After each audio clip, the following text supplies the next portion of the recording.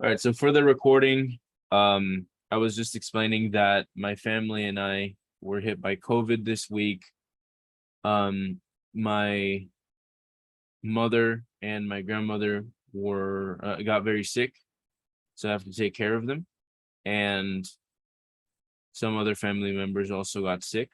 So I'm going to try to do this class as as efficiently as possible so everybody understands and we don't sacrifice quality. But I also need to end a little bit earlier due to my voice being strained and having to take care of the family. All right. So today we're going to go over a trade that we actually missed, but I want to review why it was missed. And I kind of want to explain what the thought process is. So a lot of people think they know how to use order blocks, which is fine. But to be completely honest, they don't really understand what an order block actually is. So as the name implies, right, an order block is a section of the market that is full of, well, orders, right? That is essentially what it is. Now, to kind of put it into perspective, I will give you a first-hand example of what an order block is. This right here, the black candles, that is an order block. This right there, that is an order block. Can anybody explain to me? Well, actually, no, actually, you don't need to explain to me anything. This order block, right? This order block is going to be very important, and you kind of have to understand why. First of all, this is a point in the market, right? That before a large expansion, right? Well, it's followed by a large expansion, right? You use it the same way as you normally would a normal order block, which is fine. All right, and remember that usually when you have an order block, you want to see displacement after its creation. So this is the time frame. This is the position that it was created, right? So at this point, it's created, then it's followed by a large expansion, right? And an order block like this should always never have liquidity below it, which it does not, right? It actually created a point of liquidity at that point, but it's also backed up by a certain point of consolidation where orders have accumulated. Now, the accumulation of orders has a couple different kind of thought processes and a couple different categories that you can kind of go into. There's a distribution of orders, which is this right here, right? So all of this is a distribution of orders. But that also means that orders were activated in the middle. So this is technically also an order accumulation. But this right here is what you want to see as order accumulation. So there has to be some form of consolidation before the order block is actually expressed. Okay. And this right here, as you see it right there, right, that is the order block. Another way that you can kind of find a valid order block is the fact that you have a fair value gap in front of it. And that's exactly what you see right here, right? You see that a fair value gap is right in front of the order block that we have deciphered, and it will come into play later.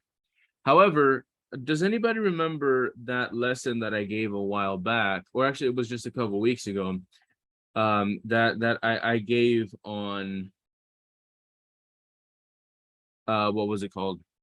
I gave it on the, sorry, rather the correlation between indices. That's what it's called. Correlation. I'm sorry. I literally just blanked. Okay. So it's the correlation between indices. So the correlation between indices, and we'll touch on it right now. Let me see.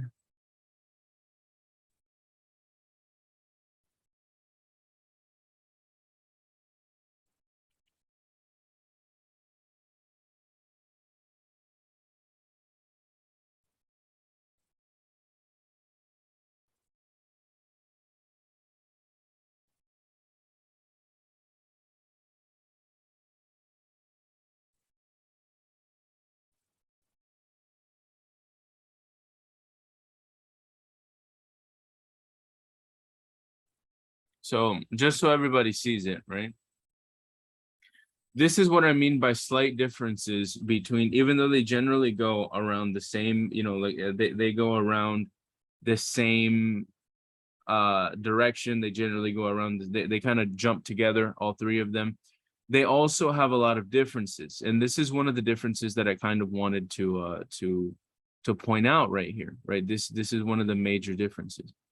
If you guys see this right here, you see that on NASDAQ, we have the position that we were looking at that day, right? We have the order block, right? The expansion, and then the retracement into the order block.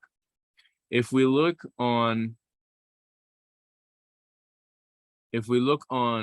US 30, it's not there, right? It doesn't happen. It doesn't go all the way back down.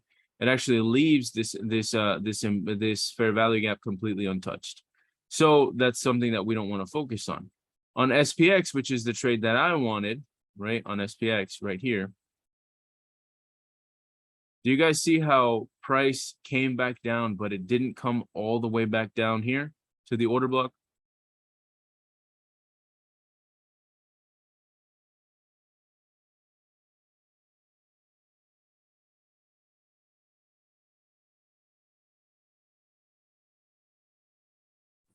Yes, sir.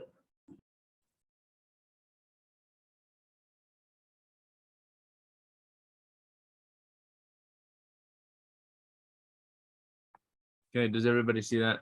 So if you guys see that, right, you guys notice that price came down here and actually touched the order block.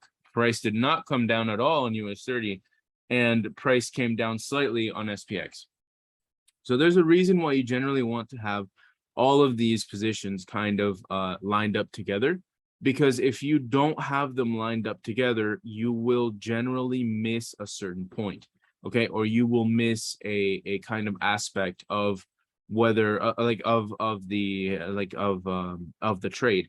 So generally when you're trading indices, you want to have all of these three charts up and looking at them. So in case one of them doesn't come all the way back down, the other one might. Or in case, you know, one goes past your point of interest, the other one may not, right? And with this kind of indices divergence, you generally want to be very cautious in how you use it, because a lot of times people will just try to kind of trade this divergence, and they generally won't end up taking the best trades because they only look at one of these three, right? And you got to remember that all three of these will deliver price action, but remember, since they have correlation, that means if one of them delivers cleanly, that's enough, right? That's enough for everything else, because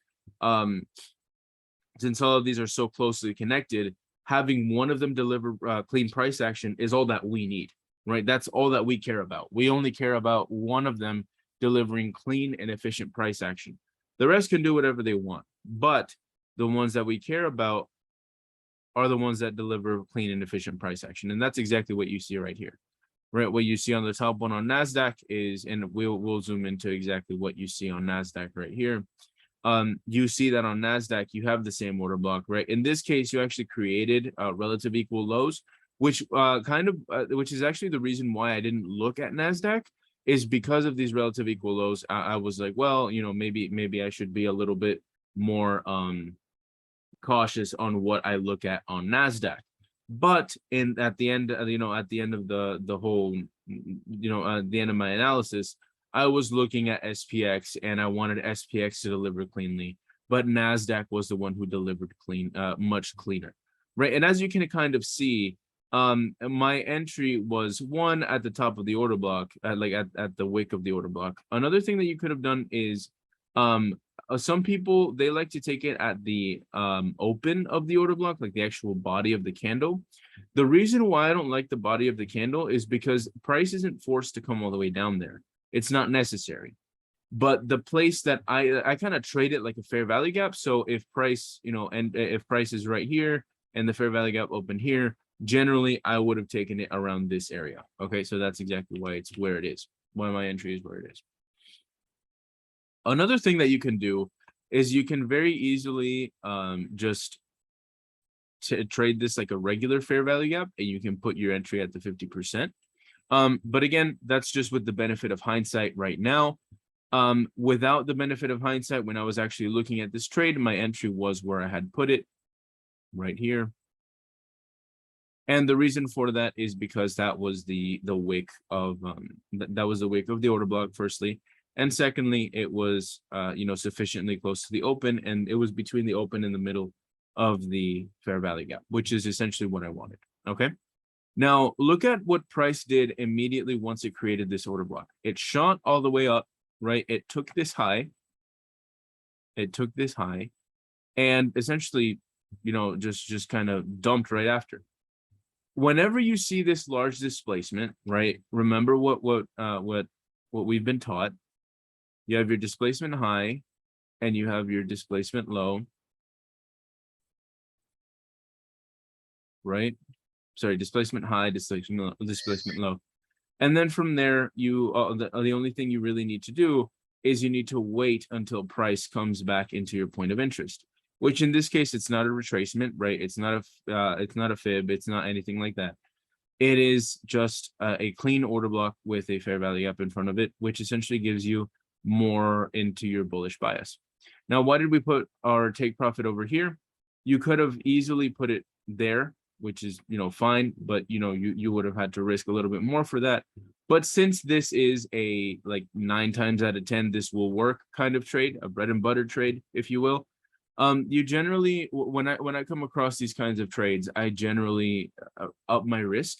So for example, when I come across trades like this, I will generally take them at 2, maybe 3%, because yes, that like I know it's only 1 to 1.83, but if you take that on 3% or something like that with a very sure trade, you will end up getting 3%, right? However, I put it all the way up here because 1, it's 3%, and 2, on the higher time frames,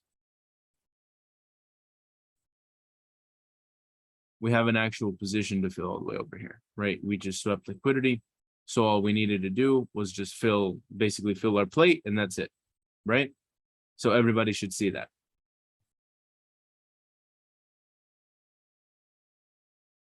Okay. And we sent all of these markups live. So there's no debating whether or not this was done in real time. We sent all of these markups live. We simply stuck to SPX, and NASDAQ delivered, and SPX didn't. So SPX was the one that I wanted to trade, and it evidently did not give me what I wanted.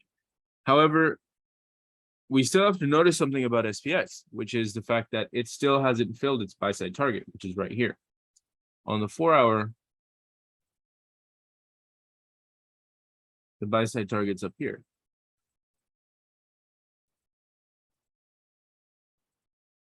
Since it hasn't delivered its buy side target yet, what would we be looking for?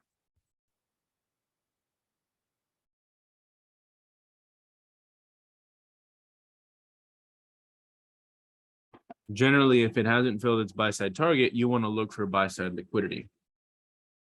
Okay, so that's kind of where we are right now. We're waiting on buy side liquidity.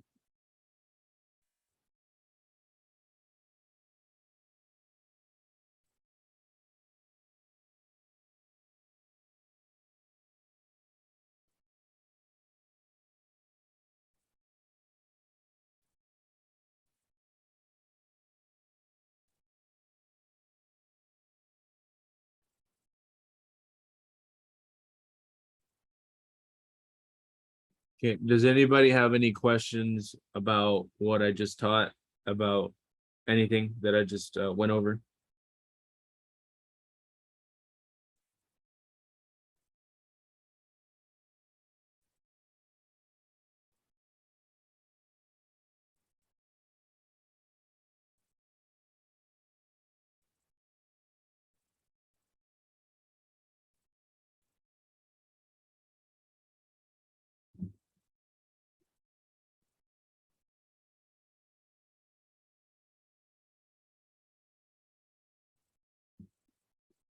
All right, so nobody has any questions.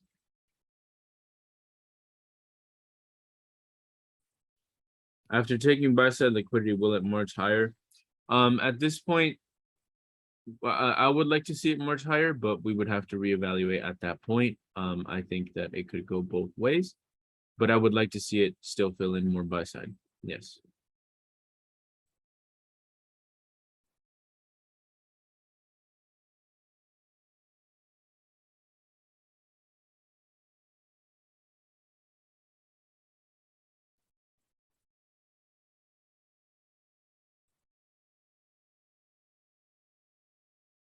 Best time frame to see order block for intraday. It's not about actually seeing an order block, right? So an order block will form on time frames where it's necessary for it to form. In this particular case right here, it was necessary for it to form because of how price reacted in this particular point. When it comes to actually finding order blocks, you don't necessarily need to find, like, you don't have to be on the 1 hour and be like, oh, this is an up down candle, this is an order block. That's what I don't want you to do. What I don't want you to do is I don't want you to come up to a certain point and be like, oh, this is an order block, because that's what a lot of you are doing, right? You're saying like, oh, this is an order block, so I'm going to sell, and you end up losing, and then you're like, why did I lose? This doesn't work. No, it works, you're just using it wrong. Okay, so that's what I don't want you to do. I don't want you to go around looking for order blocks and just entering off of them. The order block has to be part of the context. So right here, the order block is part of the context in this position, so that's why that would have been a valid order block. But for the better time frames, I look for the 15 minute.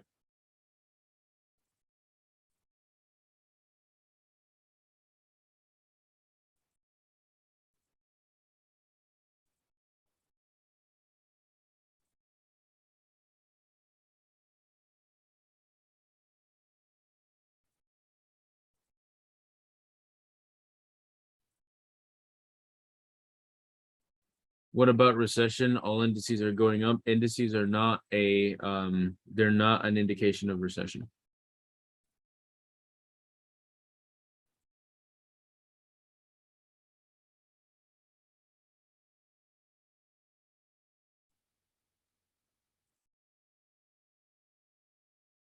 Today, Garrison sold NASDAQ 100, which hit TP. Yes, it hit TP.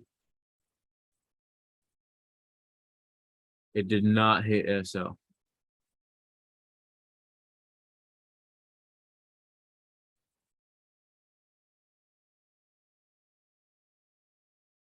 Yeah, and I have proof of that as well.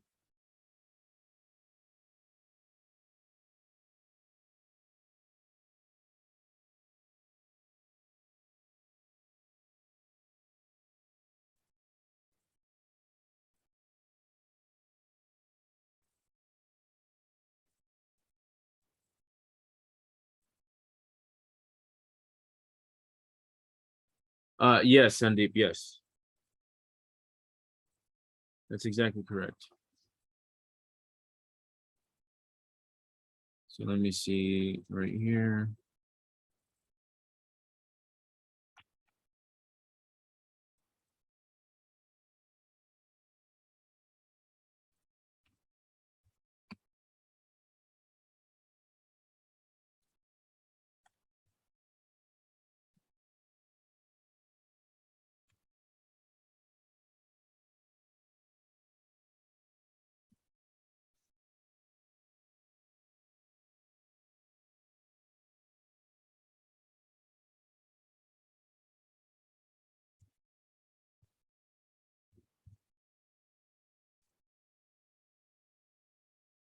And it was sent at 7:11.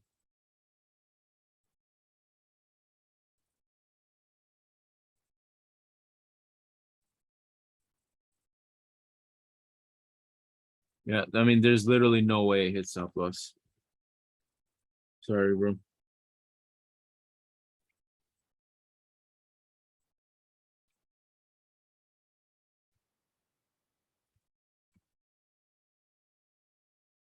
Yeah, there's no way that hits stop loss.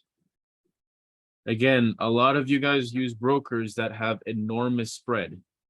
If you have enormous spread and you get hit, you get stopped out, that's not really our fault.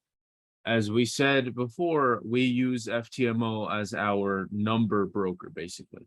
So we use it as essentially what we use as what's it called? As like that's where we derive our numbers from. Okay. So since that's where we derive our numbers from, Oanda is probably going to be the closest thing to the FTMO broker in terms of charts, Oanda or Forex.com. Okay, and both of them did not hit SL. Now, if you're using something like TP Global or if you're using something like that, they have massive spreads. So obviously, when even if it comes anywhere near stop loss, it's going to stop you out because it's not exactly a user-friendly broker. So that's kind of what you want to keep in mind. Okay, so that it didn't hit stop loss for my FTMO account, which I have record of. It didn't hit stop loss for this right here. As you can see, it still had a long way to go for stop loss. So I can't really help with that. I can't exactly promote a broker because I'm not supposed to as an educator. So I can't exactly promote another broker because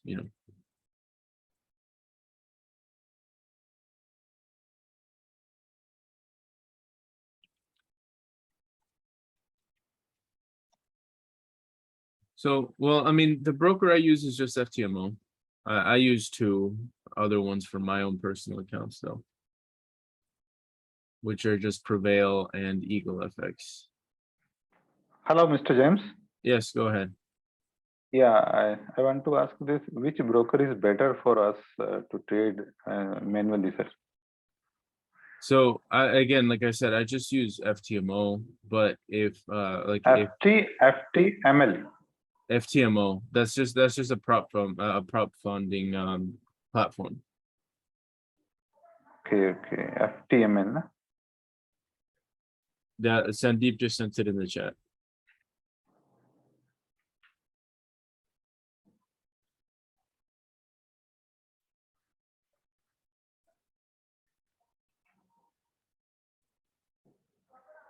Thank you so much, sir. Yeah, no problem. Sir, can you explain me about NAS100 and what will be the long-term view on NAS100? If you can explain me NAS100. Which one? NAS100, sir. NASDAQ? What about it? Yeah, NASDAQ, sir. What about it though? Sorry? Like I'm asking like what about it? Oh, sir, NAS and NASDAQ, I want to ask that long-term view, if you can explain me what the long-term view on that, whether it is in buy side or long-term or sell side, sir. You explain me that there is a Fibalica in the downside, but before feeling that he is going upside and today he come downside. So what will be your view on that, sir? Generally, you want to follow order flow especially on trades like these, on indices like these rather. So generally what I would tell you is focus on what intraday is telling you and focus on the next draws on liquidity. To me, intraday is telling me still bullish up until this white line. Once that white line is crossed, we're in a little bit uncharted territory. We could still go higher, but I would like to see exactly where price is after this, or what its reaction after crossing this line is going to be. If it holds bullish structure, and we absolutely will grab bullish positions. However, if it starts showing signs of weakness and crosses below this line right here, then I would like to see some sell side positions. So either way, we're ready for both, but I favor bullishness as of right now. Okay, thank you so much, sir. Thank you. So on your view, we have to trade on intraday, na, sir? Intraday is better. Yeah, intraday is definitely better, especially for indices. Yes, 100%. On base of the liquidity and order block and MBM, everything we have to consider and go for intraday, right? Yes. So everything that I've taught you will help you intraday. Well, it'll help you in all kind of trades. You just really need to, focus on one or the other. Hello, James sir. Thank Am you. I audible? Hello. Yes, go ahead. Okay. So actually, I have two questions. The first of which is actually I was going through the back office Empire Trader Academy, and there was this video of Asian range, and the indicator which was shown in that video. Actually, that indicator is only for the premium trading view users. So I wanted an alternate for that. If you have any free indicator in mind, and apart from that, actually I have been analyzing GBP USD currency pair, and it is right now open in my desktop. As I think, according to me, there's an order block which it might be feeling right now. So if you could just throw some light on that, it would be good for our live analysis, because that would help us a lot in the long term. Thank you so much. For GBP USD. I don't know Yes. of any alternates for Asian range. You could just look up on the indicator. The thing is, I have TradingView Premium, so I'm not quite sure. It's this one, the one that I use for Asian range. Yeah, that this. But you could easily just look up an Asian range one and the one that's free, and try to find one there. If anything, what you could even do is you could use this one. You can use the ICT kill zones, right? This one by Tradinator, this one right here. This one should also have Asia kill zone right here. And you can easily look at it there. Okay, You can thank you put it so there. much. Yeah, no problem. And what about the order block on GBP USD? Yeah, I'll look at it in just a moment.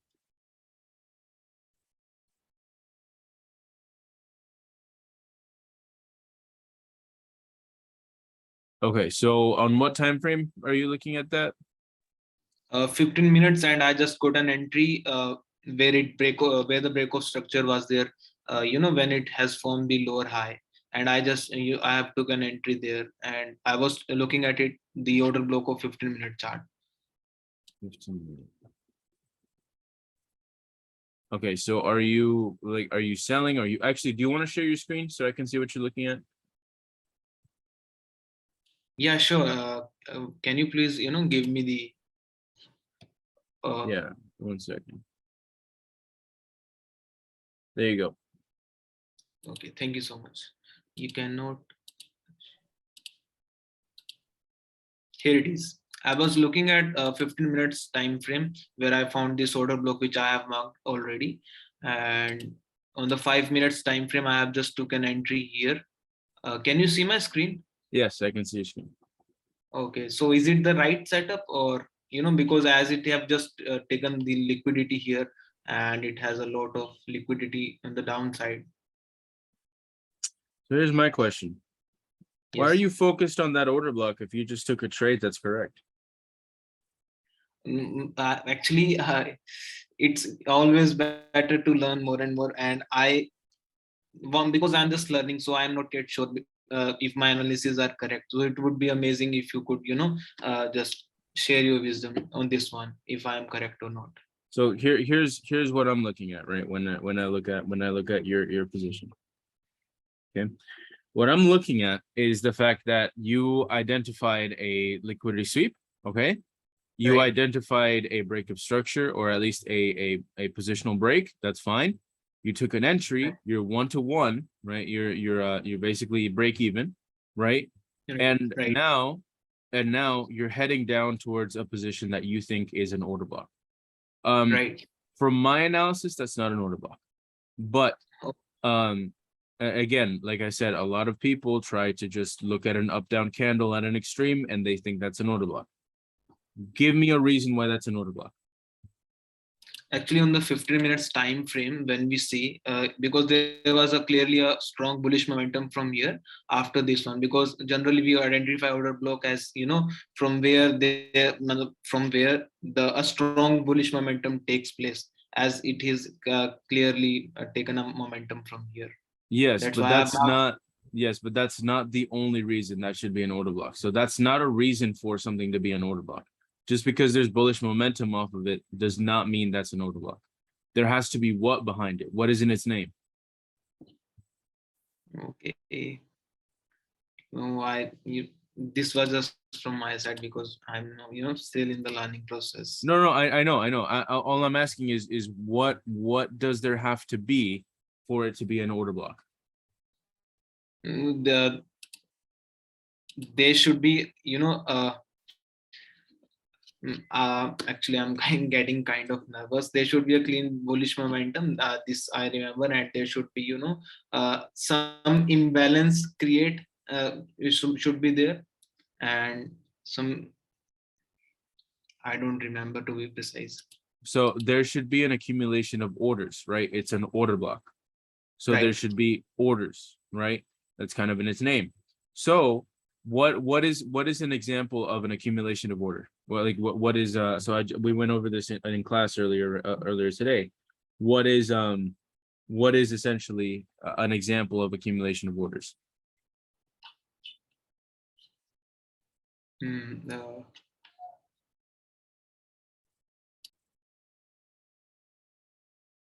Consolidation, right? right, yes, consolidation. Consolidation should be a position of accumulation of orders. Buying capacity. So somebody in the chat said buying capacity. Buying capacity.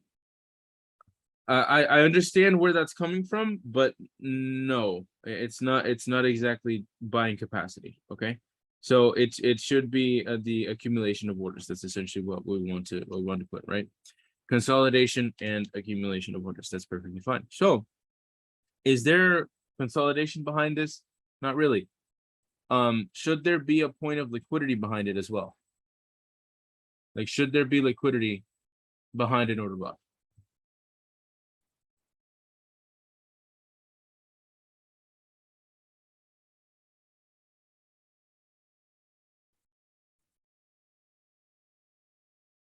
Should there be liquidity behind an order block?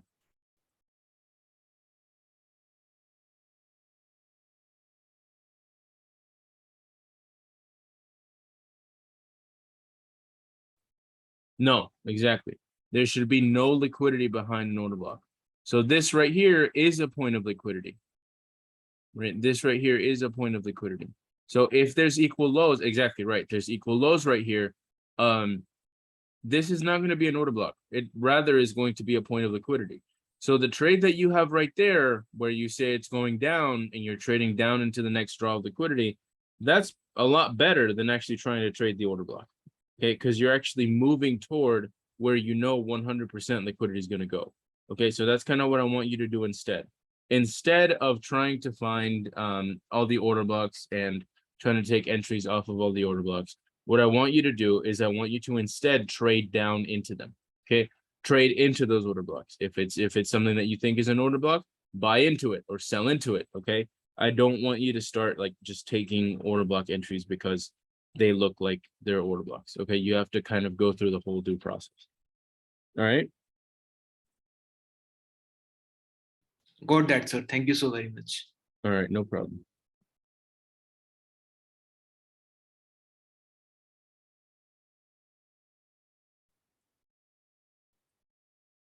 All right, Yon. So that's gonna be it for today.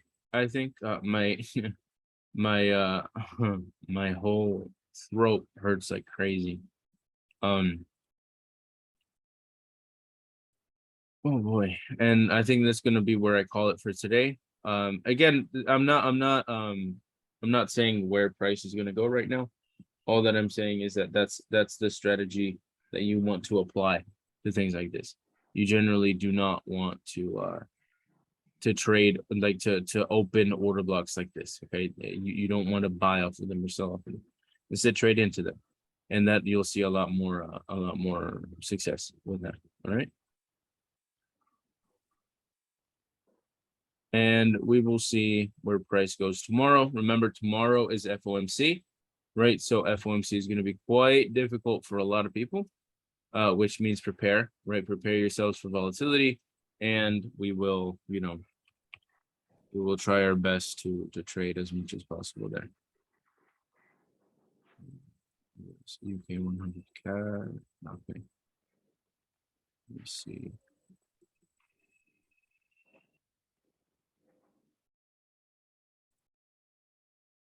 Is that one best? Yeah, sure. I'd imagine this is similar to the others. Oh, what is this?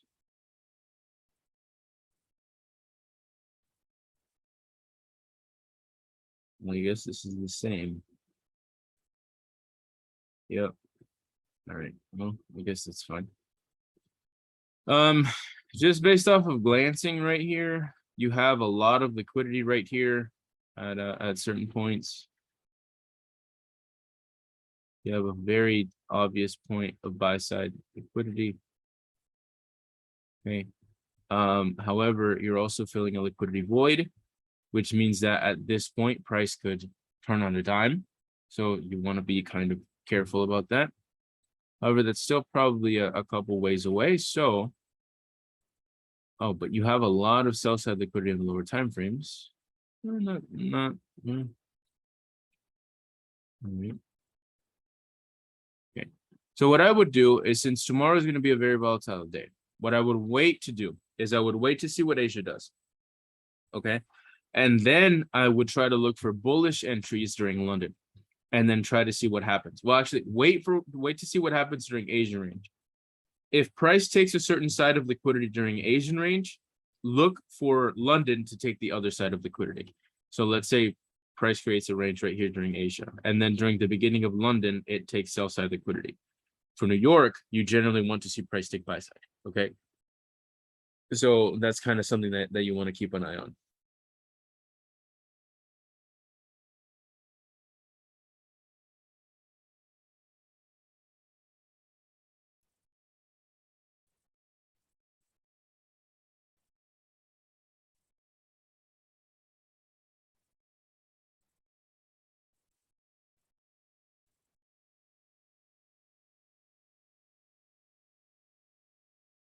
All right. Yeah, power of three. Absolutely. Yeah.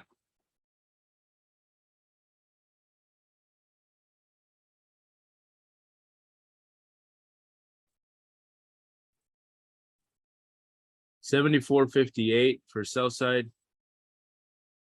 Yeah, that's definitely another sell side position. But to target that, I would want to see this broken.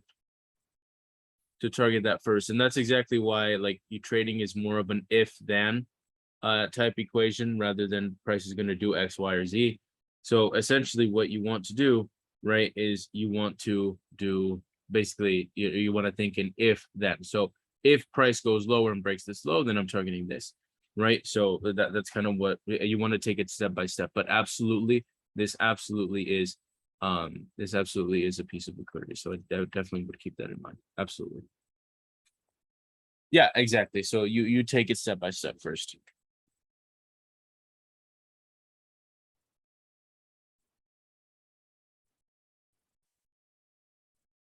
Awesome, guys. So thank you guys for coming, and I'll see you guys on Thursday. All right. Hopefully my voice is better by then. Thank you so much, sir. Thank you guys. Thank you guys for coming. And please remember to invite your team members into the Empire X channel. The more you support us, the more we can do. All right. Okay. Okay. Thank you so much. Thank Sir. you, guys. Thank you.